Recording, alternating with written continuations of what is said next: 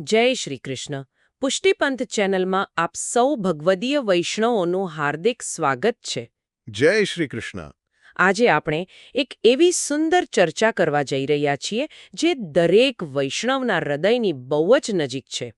એટલે આપણે શ્રાવણ માસના એવા રહસ્યો ઉકેલવાના છીએ જે કદાચ આપણે વર્ષોથી જોતા આવ્યા છીએ. બરાબર. પણ તેનો મૂળ જે ભાવ છે ને અને તેની પાછળનો તર્ક સમજવામાં ક્યાંક કદાચ આપણે કાચા પડ્યા હોઈએ એવું બને. આમ આસપાસ નજર કરીએ તો વ્રજની લીરીછમ વનરાજી, આકાશમાં ઘેરાયેલા કાળા વાદળો દેખાય. હા, એકદમ રમણીય વાતાવરણ હોય. બિલકુલ. અને એમાં બિરાજતા આપણા વહાલા શ્રી ઠાકોરજી. આ ઋતુ માત્ર પ્રકૃતિના સૌંદર્યની નથી, પણ આપણા શ્રીજીને લાડ લડાવવાની છે. તો મારો પહેલો વિચાર એ આવે છે કે આ વિશિષ્ટ માસનું પુષ્ટિમાર્ગમાં આટલું બધું કેન્દ્રીય મહત્વ શા માટે છે? આ વિષયના મૂળમાં જવું અત્યંત રોમાંચક છે, કારણ કે આમ જુઓ તો પુષ્ટિમાર્ગ એ માત્ર કેલેન્ડરમાં આવતા ઉત્સવોની કોઈ યાંત્રિક ઉજવણી કરવાનો માર્ગ નથી. સાચી વાત છે. આ માર્ગમાં પ્રત્યેક ઉત્સવ અને પ્રત્યેક ઋતુ પાછળ એક અત્યંત ગહન મનોવિજ્ઞાન છે, એક દિવ્ય ભાવ છુપાયેલો છે. જો બાહ્ય ક્રિયાઓની પાછળ રહેલો એ ભાવ ન સમજાય ને તો સેવા માત્ર એક શુષ્ક ક્રમ બનીને રહી જાય. ખાલી એક નિયમ પૂરતો રહી જાય. બરાબર. એટલે આજે આપણે એ જ તાર્કિક કડીઓ જોડવાની છે કે વરસાદ હોય, હિંડોળા હોય, મંત્રો હોય કે પવિત્રા હોય, આ બધું એકબીજા સાથે કઈ રીતે જોડાયેલું છે અને તેનો અંતિમ ઉદ્દેશ્ય શું છે. તો એકદમ પાયાની વાતથી જ શરૂ કરીએ. એટલે તિથિઓ અને પંચાંગને લઈને ઘણીવાર એક ગૂંચવણ ઊભી થતી હોય છે કે વાસ્તવમાં પવિત્ર માસ શરૂ ક્યારથી થાય છે. હા, આ બહુ જ વ્યાજબી પ્રશ્ન છે. હવે ગુજરાતમાં આપણે ત્યાં અમાંત પંચાંગની પરંપરા અનુસરવામાં આવે છે. એટલે કે જ્યારે આષાઢ માસની વદ અમાસ પૂર્ણ થાય ને તેના બરાબર પછીના દિવસથી, એટલે કે શ્રાવણ સુદ એકમથી આપણા ત્યાં શ્રાવણ માસનો આરંભ થાય. બરાબર. હવે રસપ્રદ વાત એ છે કે સામાન્ય જગતમાં જ્યારે શ્રાવણ શરૂ થાય ત્યારે લોકોનું પૂરું ધ્યાન વ્રત, ઉપવાસ અને અમુક વસ્તુઓના ત્યાગ પર કેન્દ્રિત થઈ જતું હોય છે. હા, લોકો એવું જ વિચારે કે મારે કઈ વસ્તુ છોડવાની છે. આ મહિને હું આ નહીં ખાઉં કે પેલું નહીં ખાઉં. બિલકુલ. પરંતુ પુષ્ટિમાર્ગીય પરંપરા સંપૂર્ણપણે અલગ દિશામાં કામ કરે છે. આપણા જીવનનું અને આ માસનું એકમાત્ર કેન્દ્રબિંદુ શ્રી ઠાકોરજીની સેવા છે, આપણો પોતાનો ત્યાગ નહીં. અરે વાહ! એટલે કે સામાન્ય વિચારધારા અને પુષ્ટિમાર્ગીય વિચારધારા વચ્ચેનો આ એક બહુ મોટો માનસિક તફાવત છે. ચોક્કસ. સામાન્ય રીતે લોકો જ્યારે શ્રાવણ આવે ત્યારે એવું વિચારે છે કે મારે મારા શરીરને કેટલું કષ્ટ આપવું છે. તેમનું કેન્દ્ર પોતાની જાત હોય છે. જ્યારે પુષ્ટિમાર્ગીય ભાવ એવો છે કે આ બદલાતા હવામાનમાં હું મારા શ્રીજીને કેવી રીતે વધુને વધુ સુખ પહોંચાડો. ખરું ને? હા, એકદમ સચોટ વાત પકડી આપને. પણ અહીં મને એક પ્રશ્ન થાય છે. જો પુષ્ટિમાર્ગ ત્યાગ કે ઉપવાસનો માર્ગ નથી, તો પછી ઘણા વૈષ્ણવો શ્રાવણમાં એકટાણા કે ઉપવાસ કેમ કરતા હોય છે? આ પ્રશ્ન આપણને સાચા પુષ્ટિમાર્ગીય સિદ્ધાંત તરફ દોરી જાય છે. આપણે ત્યાં ઉપવાસ શરીરને કષ્ટ આપવા માટે કે ભૂખ્યા રહેવાના કોઈ પુણ્ય કમાવા માટે નથી કરવામાં આવતો.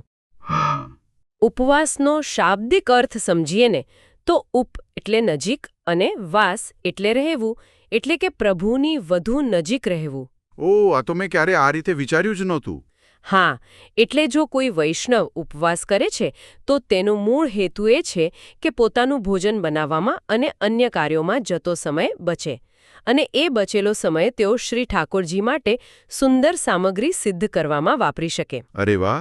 એટલે કીર્તન ગાવામાં અને પ્રભુના શ્રી અંગને સુખ પહોંચાડવામાં એ સમય આપી શકાય. એટલે ત્યાગ એ માત્ર સાધન છે, સાધ્ય તો પ્રભુનું સુખ જ છે. ઉભા રહો. જો સમય બચાવવાની જ વાત છે તો અહીં એક બહુ મોટો વિરોધાભાસ જોવા મળે છે અત્યારના સમયમાં. એ કઈ રીતે? એટલે અત્યારે સોશિયલ મીડિયાનો જમાનો છે. શ્રાવણ શરૂ થતાં જ યુટ્યુબ અને વોટ્સએપ પર એક ટ્રેન્ડ શરૂ થઈ જાય કે આખો શ્રાવણ મહિનો આ મંત્રની 108 માળા કરો અથવા આ શ્લોક 10,000 વાર જપો. હા, એવા મેસેજ ખૂબ ફરતા હોય છે. અને આપણા સનાતન ધર્મમાં તો જપ અને ગણતરીનું બહુ મોટું મહત્વ છે જ. તો પછી પુષ્ટિમાર્ગમાં આવો કોઈ નિયમ કેમ નથી? શું મંત્રોનું રટણ એ પણ ભક્તિનો એક પ્રકાર નથી? શા માટે પુષ્ટિમાર્ગ આ ગણતરીઓથી દૂર રહે છે? આ જ મર્યાદા માર્ગ અને પુષ્ટિ માર્ગ વચ્ચેનો સૌથી મોટો અને સૂક્ષ્મ તફાવત છે. મર્યાદા માર્ગમાં ગણતરીઓ છે, અમુક શરતો છે. સોશિયલ મીડિયા પર જે ટ્રેન્ડ્સ ચાલે છે તે મોટે ભાગે કોઈ કામના પૂરી કરવા માટેના સાધનો હોય છે. એટલે કે આટલા મંત્ર જપશો તો આ ફળ મળશે એવું? બિલકુલ. પરંતુ પુષ્ટિ માર્ગ એ શરણાગતિનો માર્ગ છે. શરણાગતિમાં કોઈ લેવડ-દેવડ હોતી નથી. આપણને નામ દીક્ષા વખતે જે અષ્ટાક્ષર મંત્ર મળે છે, શ્રી કૃષ્ણ શરણમ મમ, તે કોઈ ફળની પ્રાપ્તિ માટે ગણતરી કરીને મશીનની જેમ જપવાનો મંત્ર નથી. તે એક હૃદયનો ભાવ છે. સાચી વાત છે. જ્યારે જીવ એમ કહે કે હે પ્રભુ, હું આપને શરણે છું, ત્યારે તેમાં ગણતરી ક્યાંથી આવે? શું કોઈ બાળક પોતાની માતાને ગણતરી કરીને કહે છે કે હું તને દિવસમાં 100 વાર પ્રેમ કરીશ?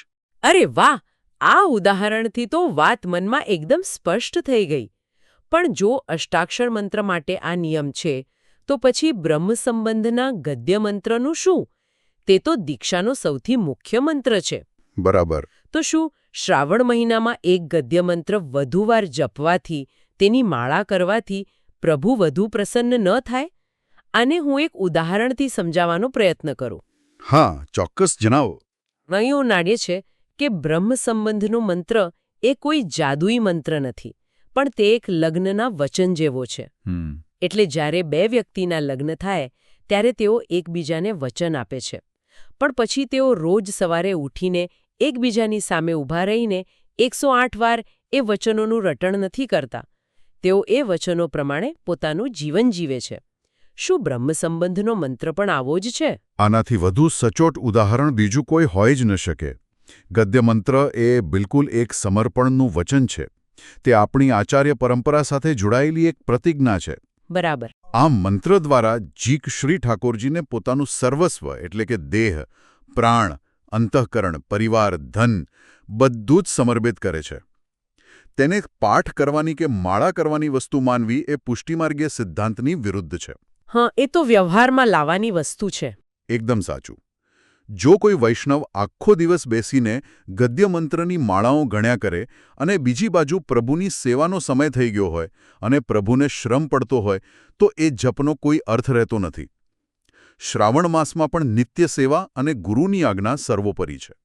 જપ કરતાં વધુ મહત્વ છે પ્રભુ સાથેનું આપણું અનુસંધાન. એટલે જો ગણતરી અને મંત્ર જપ મુખ્ય નથી અને સેવા જ મુખ્ય છે, તો શ્રાવણમાં એવું તે શું વિશેષ થાય છે જે આ માસને આટલો અલગ પાડે છે? હા, આ બહુ સરસ મુદ્દો છે. વાતાવરણની વાત કરીએ તો ચોમાસામાં ભેજ હોય છે, બફારો હોય છે, અને આ જ સમયે આપણે હવેલીઓમાં અને ઘરોમાં હિંડોળાના દર્શન કરીએ છીએ. શું આ માત્ર એક શૃંગાર છે કે આની પાછળ પણ કોઈ ઋતુ વિજ્ઞાન છે? આ સંપૂર્ણપણે પ્રભુના સુખનું વિજ્ઞાન છે. વર્ષા ઋતુમાં જ્યારે વરસાદ પડે ત્યારે વાતાવરણમાં પુષ્કળ ભેજ અને બફારો ઉત્પન્ન થાય છે. આપણે આગળ વાત કરી તેમ પુષ્ટિમાર્ગનું કેન્દ્ર પ્રભુનું સુખ છે. હા. આ બફારાને કારણે પ્રભુના શ્રી અંગને શ્રમ ન પહોંચે, એટલે કે ગરમી કે થાક ન લાગે, તેમને શીતળતા મળે, તે માટે હળવા પવનની જરૂર પડે છે. અચ્છા, એટલે પવન માટે. હા, એ પવન કુદરતી રીતે અને લયબદ્ધ રીતે પ્રભુ સુધી પહોંચાડવાનું માધ્યમ એટલે હિંડોળો. આ કોઈ સામાન્ય ઝૂલો નથી કે પ્રભુને માત્ર ઝૂલવાની મજા આવે એટલે પધરાવ્યો હોય. આ પ્રભુના શ્રી અંગને અનુકૂળતા કરી આપવાનો એક સ્નેહપૂર્ણ પ્રયાસ છે. પણ યાંત્રિક રીતે જોઈએ તો હિંડોળો લાકડાનો, ચાંદીનો કે ફૂલનો બનેલો એક ભૌતિક પદાર્થ છે. બરાબર છે. પુષ્ટિમાર્ગમાં આ ભૌતિક વસ્તુને પ્રભુની સેવામાં લેતા પહેલા એવું શું કરવામાં આવે છે કે તે દિવ્ય બની જાય? મને યાદ છે કે અગાઉ કોઈ વાર મેં અધિવાસ નામની કોઈ પ્રક્રિયા વિશે સાંભળ્યું હતું. હા, બિલકુલ. આ અધિવાસ પાછળનું તર્ક શું છે? એક લાકડાનો ટુકડો દિવ્ય કેવી રીતે બની શકે? અધિવાસ એક અત્યંત ગહન વૈદિક અને તાંત્રિક પ્રક્રિયા છે, જેને પુષ્ટિમાર્ગમાં ભાવ સાથે જોડવામાં આવી છે. જ્યારે કોઈ નવો હિંડોળો સિદ્ધ કરવામાં આવે ત્યારે તેને સીધો જ પ્રભુની સેવામાં નથી લેવાતો. અધિવાસની પ્રક્રિયા દ્વારા તેમાં વૈદિક મંત્રો અને ભાવનું આરોપણ કરવામાં આવે છે. એટલે એનું શુદ્ધિકરણ થાય છે. શુદ્ધિકરણ તો ખરું જ, પણ આ પ્રક્રિયાનો મૂળ ઉદ્દેશ્ય એ છે કે ભૌતિક પદાર્થમાં રહેલા જળ તત્વને દૂર કરી તેમાં શ્રીકૃષ્ણ સ્વરૂપાત્મક ભાવ જાગૃત કરવો. અરે વાહ! એટલે કે અધિવાસ પછી એ હિંડોળો માત્ર લાકડું કે ધાતુ નથી રહેતો, તે સાક્ષાત પ્રભુને સુખ આપતી એક દિવ્ય શક્તિ બની જાય છે. તે એક જીવંત માધ્યમ બની જાય છે. હા, અદ્ભુત છે. એટલે કે જ્યારે એક વૈષ્ણવ હિંડોળાના દર્શન કરે છે ત્યારે તેની દૃષ્ટિ એ લાકડા કે ચાંદીની કારીગરી પર ન હોવી જોઈએ, પણ એ દિવ્યતા પર હોવી જોઈએ જે પ્રભુને સુખ આપી રહી છે. ચોક્કસ. અને કદાચ આ જ કારણે આ ઋતુમાં પ્રભુનો શૃંગાર અને તેમને ધરાવવામાં આવતી સામગ્રી પણ બદલાઈ જાય છે, ખરું ને? બિલકુલ. આખા માહોલને ઋતુને અનુકૂળ બનાવવામાં આવે છે.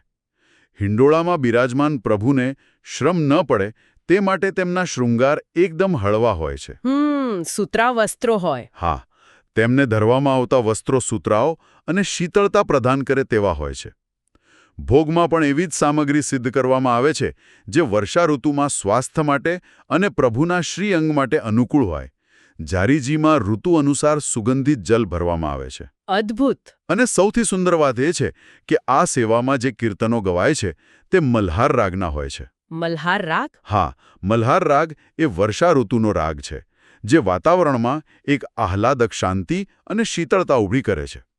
આ બધું જ મળીને પ્રભુની સેવાનો એક સંપૂર્ણ વૈજ્ઞાનિક અને ભાવપૂર્ણ ક્રમ રચે છે. ખરેખર આ બધી જ વ્યવસ્થા પાછળ આપણા આચાર્યોનો કેટલો ઝીણવટભરો વિચાર હશે તે જાણીને આશ્ચર્ય થાય છે. પણ આ બધું શરૂ કેવી રીતે થયું?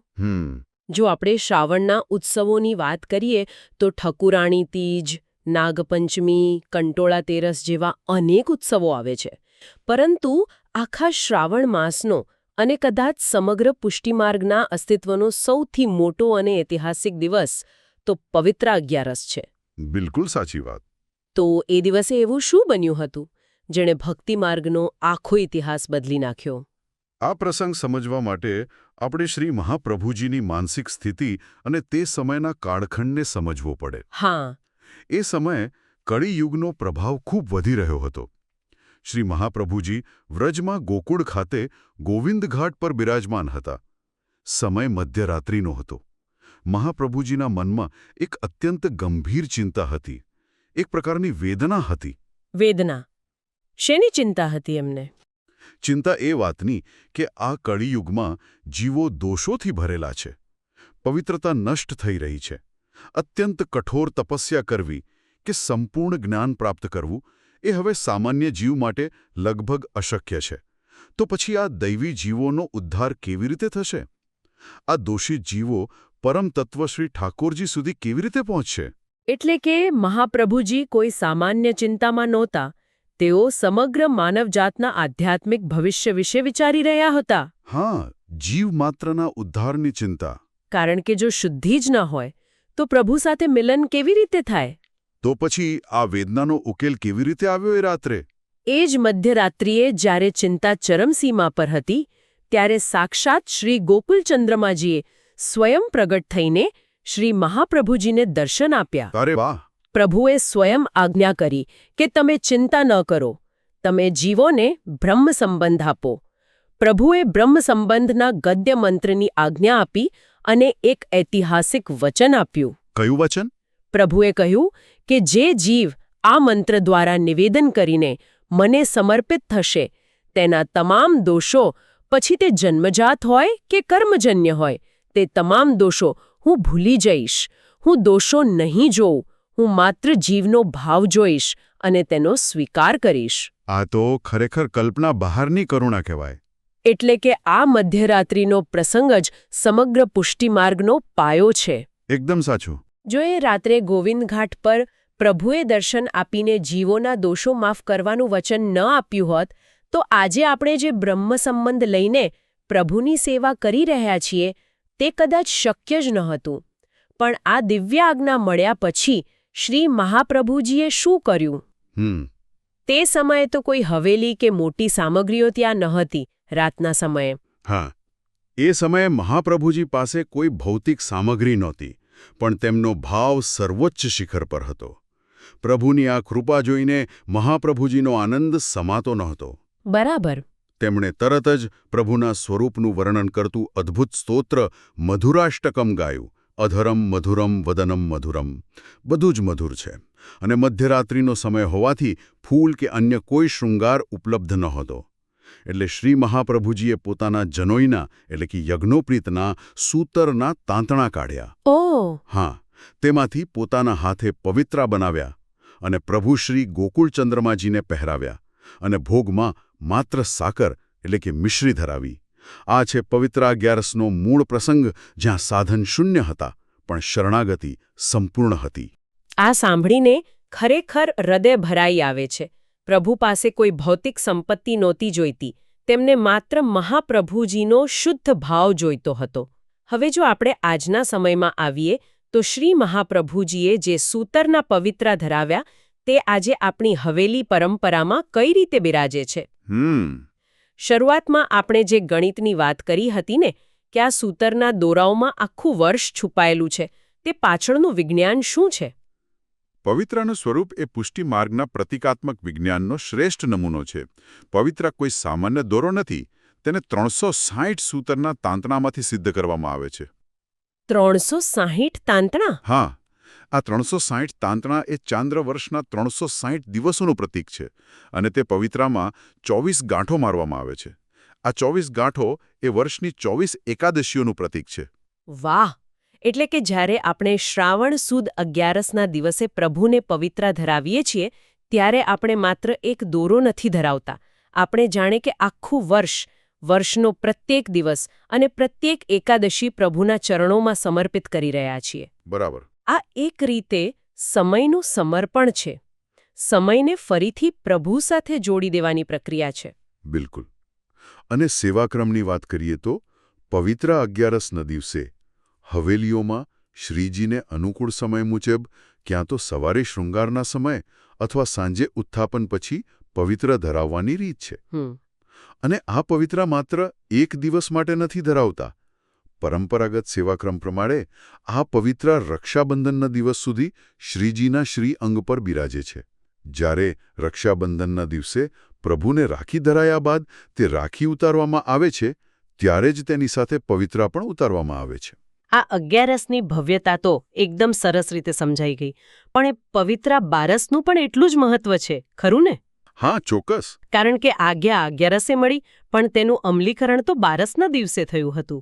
હા, પવિત્રા 11ની મધ્યરાત્રિએ શ્રી મહાપ્રભુજીને પ્રભુ તરફથી ગદ્ય મંત્ર મળ્યો અને બીજે દિવસે એટલે કે પવિત્રા 12ના દિવસે સવારે શ્રી મહાપ્રભુજીએ પોતાના પ્રથમ અને પરમ ભગવદીય શિષ્ય શ્રી દામોદરદાસ હરસાણીજીને એ મંત્ર આપીને સૌથી પહેલું બ્રહ્મસંબંધ કરાવ્યો. ઓહ, પ્રથમ બ્રહ્મ સંબંધ. હા, જીવ અને ઈશ્વરનું મિલન શરૂ થયું અને એટલે જ આજના સમયમાં પણ બ્રહ્મસંબંધ પ્રાપ્ત કરેલા દરેક વૈષ્ણવે પવિત્રા 12ના દિવસે પોતાના ગુરુદ્વારે જવું જોઈએ અને પોતાના ગુરુદેવ તથા શ્રી મહાપ્રભુજી પ્રત્યે કૃતજ્ઞતા વ્યક્ત કરતા તેમને પવિત્રા અર્પણ કરવા જોઈએ, કારણ કે તેમના વિના આ માર્ગ અને આ મંત્ર આપણને ક્યારે ન મળ્યા હોત. આખો ઐતિહાસિક સંદર્ભ અને હવેલીનો ક્રમ જાણીને મન ખરેખર પ્રફુલ્લિત થઈ ગયું.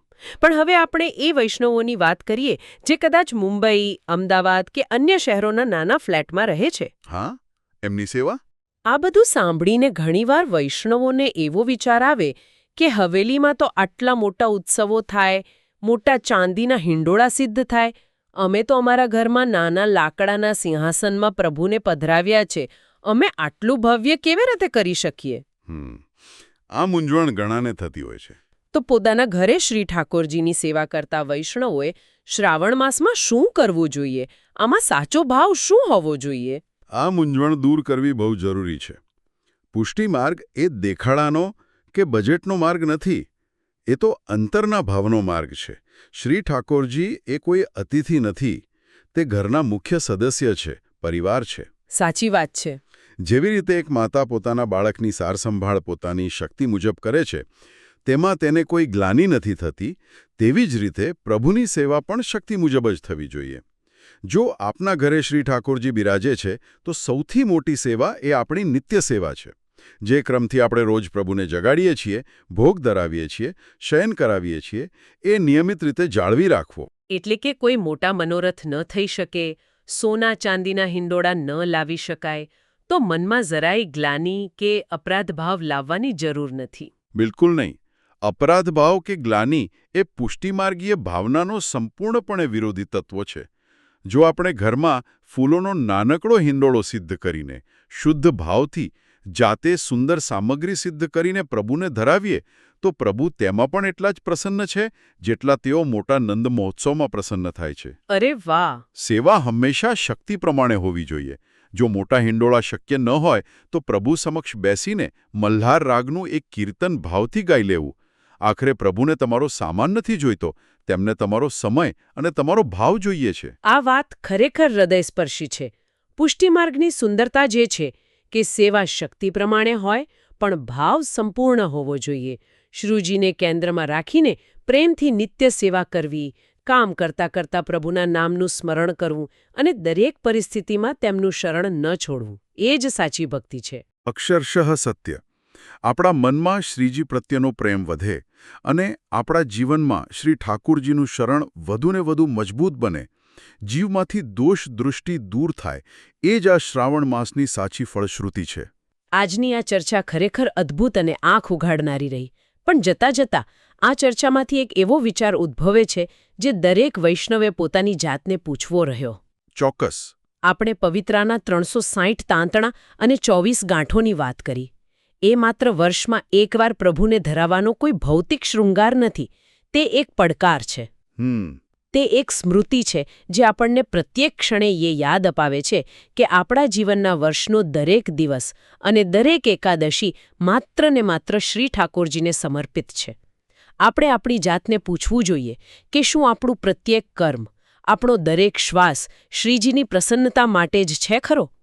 શું આપણે ખરેખર એ 360 તાંતણાની જેમ પ્રભુ સાથે જોડાયેલા છીએ? આ પ્રશ્ન પર ચોક્કસથી મનન કરજો. બહુ જ સુંદર વાત કરી. આ પુષ્ટિપંથ વિડિયો દ્વારા મારો આ એક નાનકડો નમ્ર પ્રયાસ હતો કે હું આપ સૌ વૈષ્ણવો સાથે આ જ્ઞાન શેર કરું. જો મારાથી કોઈ ભૂલ થઈ હોય તો મને ક્ષમા કરશો અને કોમેન્ટ્સમાં જણાવશો, જેથી આપણે સુધારો કરી શકીએ. આ વિડિયો કૃપા કરીને વોટ્સએપ પર શેર કરો, જેથી અન્ય વૈષ્ણવો પણ આ જ્ઞાન મેળવી શકે. અને કૃપા કરીને નીચે કોમેન્ટ કરો અને સૂચવો કે અમારા આગામી વિડીયોમાં કયો વિષય કવર કરવો જોઈએ. જય શ્રી કૃષ્ણ.